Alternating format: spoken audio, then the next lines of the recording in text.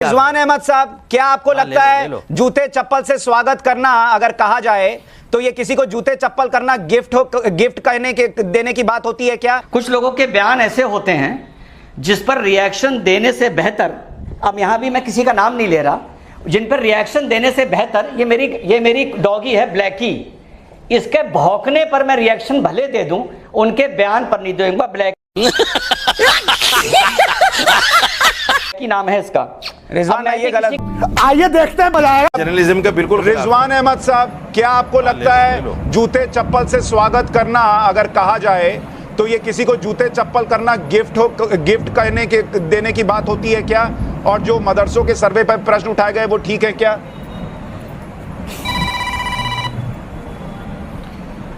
जी सुशांत भाई, जय हिंद, वंदे मातरम। बहुत अच्छी बात बोली उन्होंने। आपके पास, अगर मेरे पास भी उस बात का जवाब नहीं है कि जूते चप्पल से स्वागत करने का मतलब कौन सी डिक्शनरी में ये लिखा है कि हम जूते मारने की बात कर रहे हैं। कुछ लोगों के बयान ऐसे होते हैं जिस पर रिएक्शन देने से बेहतर, अब यहाँ भी मैं किसी का नाम नहीं ले रहा, जिन पर रिएक्शन देने से बेहतर ये मेरी डॉगी है ब्लैकी, इसके भौंकने पर मैं रिएक्शन भले दे दूं, उनके बयान पर नहीं दूंगा। ब्लैकी नाम है इसका।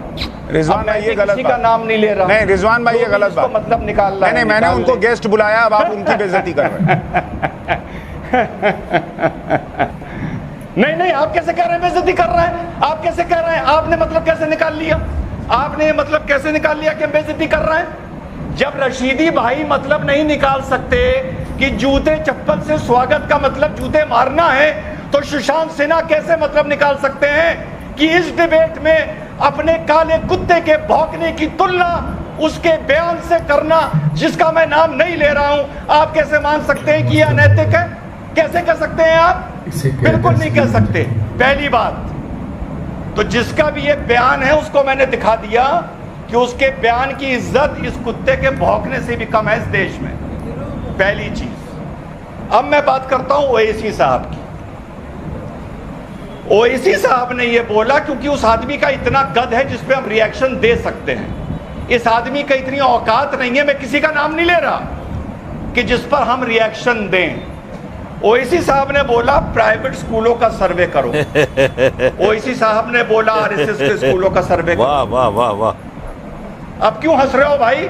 आपका नाम थोड़ी लिया भाई। रिजवान भाई आप अपनी बात दो। रिजवान भाई आप अपनी बात करें। आपकी बात का गलत मतलब क्यों निकालना है? इसलिए कि मैं कुत्ते को भौंकता हुआ देख रहा हूँ।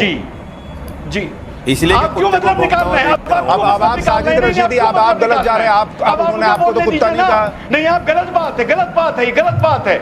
आप क्यों मतलब निकालना है? आप गलत मतलब क्यों निकालना है? मेरा आपसे मतलब नहीं था भाई। बोल रहा हूँ मैं तो नहीं, मेरा आपसे मतलब नहीं था। क्यों मिर्चा लग रही है भाई? का नाम नहीं लिया। मिर्चा क्यों लग रही है? ठीक है, बिना नाम लिए अगर सबको सब बोलना है तो सब बोलेंगे फिर। लिया। अरे तुमसे मतलब नहीं रिजवान जी आप अपनी बात पूरी कीजिए। रिजवान भाई आप अपनी बात मिर्चा क्यों लग रही है? ठीक है, अब आप मिर्चा क्यों लग रही है? नहीं साजिद रशीदी जी देखिए, पहले आपने कहा कि जूते चप्पल से स्वागत करो, फिर पलट गए, इसका मतलब मारना नहीं। मैंने रिजवान का नाम। अब आप कह रहे हैं मैं कुत्ते को सुन रहा हूँ बोलता हुआ इसलिए हंस रहा हूँ, फिर आप पलट रहे हैं।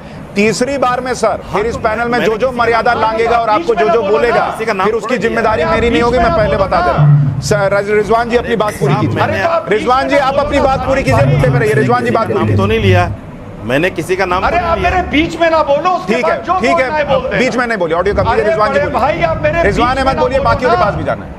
बस मेरी बाइट खत्म होने के बाद जो बोलना है बोल देना, ठीक? जो आरएसएस के स्कूल हैं, जो प्राइवेट स्कूल हैं, पहली बात वहां का जाके बोर्ड देखो क्या है। अरे भाई वो सीबीएसई बोर्ड है। ये कोई आर्गुमेंट नहीं होता सुशांत भाई कि भारत में मेडिकल कॉलेजेस का सर्वे हो तो मेडिकल कॉलेजेस के हेड कहें कि पहले जाके इंजीनियरिंग कॉलेज का सर्वे करो। इंजीनियरिंग कॉलेज का सर्वे हो तो वो कहें पहले जाके एमबीए कॉलेजेस का सर्वे करो। हर संस्थान के अलग अलग तरीके से सर्वे चलते रहते हैं। हमारे गवर्नमेंट स्कूल में ये आदेश आया है कि एक टीचर 3 बार सेल्फी खींच के अपलोड करेगा। ये सिर्फ उनके लिए आया है। वो तो प्रोटेस्ट नहीं कर रहे, वो तो ये नहीं कह रहे कि आप हम पे भरोसा नहीं करते। पहली चीज। दूसरी चीज आर्टिकल 30 हमें अधिकार देता है अपने इजारे अपनी तरफ से अपनी तरीके से चलाने का, और सरकार को ये अधिकार नहीं है बतौर संविधान कि वो उस मैनेजमेंट में इंटरफियर करे। लेकिन सिलेबस में कितने बच्चे पढ़ रहे हैं, कितने टीचर आ रहे हैं, पैसा 2.5% ब्याज 2.5% ज़कात का किस किस का आ रहा है, अरे बता दो। ये लिस्ट है, चेक से ये 5,000 आदमियों का पैसा आया है, बहुत अच्छी बात है। चैरिटी में उनका नाम आ जाएगा, इनकम टैक्स में उनको रिबेट मिल जाएगा। ये बात बताने से आप क्यों शर्मा रहे हैं? और उसमें एक पक्ष ये भी है, ये कहे कि सर इसमें पक्ष ये भी है, साजिद रशीदी खुद कह रहे हैं जी कि मदरसों में 4% बच्चे पढ़ते हैं, तो अगर किसी को मुसलमानों को ही टारगेट करना है तो फिर 4% पे क्यों करेगा? फिर वो 96% जो है उनको टारगेट करेगा, उन पर कुछ करेगा, इस पे 4% पे क्यों करेगा? रिजवान भाई सही बात है। और मदरसे में सिर्फ 4% पढ़ते हैं, तो जहाँ ज़्यादा पढ़ते हैं स्कूल कॉलेज में वहाँ टारगेट करेंगे ना, मदरसे क्यों करेंगे? और सरकार जांच कर रही है मदरसे में, तो करने दो, क्या दिक्कत है? क्यों भाग रहे हो? मतलब चोर के डायरी में तिनका, जो चोर है वही डर रहा है, जो चोर नहीं वो बिंदास करने देगा।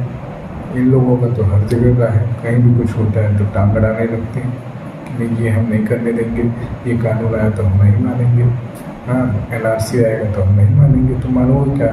क्या तुमने आए हो यहाँ पे जग मारा रहे हो भारत में? साला हम हिंदुओं ने ही रहने दिया तुम्हें। पाकिस्तान चले गए होते तो वहाँ भुगतते, वहाँ के हालात तो समझ में आ जाता।